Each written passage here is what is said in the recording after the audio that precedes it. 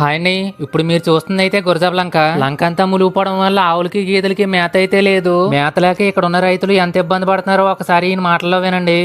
కట్టేసి ఉన్నాయండి పశువులు మెరక మీద గడ్డి లేదా ఉందా? లేదండి.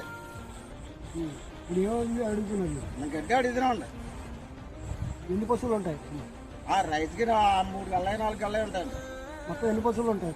ఇక్కడండి దగ్గరికి ఒక 1000 పైన ఉంటాయండి. 2000 దగ్గర ఉంటాయండి. 2000 దగ్గరికి గడ్డి లేదా? లేదండి. ఎంత ఉంటే గడ్డి సరిపోద్ది? తాటర్ ఉండాలండి. డైలీ తాటర్ వస్తే సరిపోద్ది. ఎన్ని రోజులు ఉంటే అన్ని రోజులు. ఇప్పుడు అయితే లంకలో పశువులు లంకలో ఉన్నాయి. లంకలో ఉన్నాయండి. ఇప్పుడు ఇంకా ఎంత పెరిగితే 9 కొనుక్కొచ్చాను.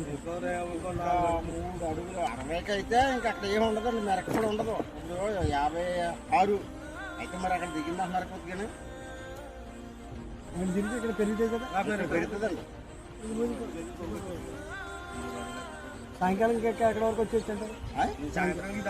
ఇదంతా మూలిగిపోతే ఇంకేటి కొట్టుకండి. ఇక్కడ ఏం పని కావదు. మనం పశువులు తీసుకొచ్చేలా తీసుకొచ్చేయాలండి. పొరపాట్లు ఏమైనా జరిగితే కొట్టిపోతాయి.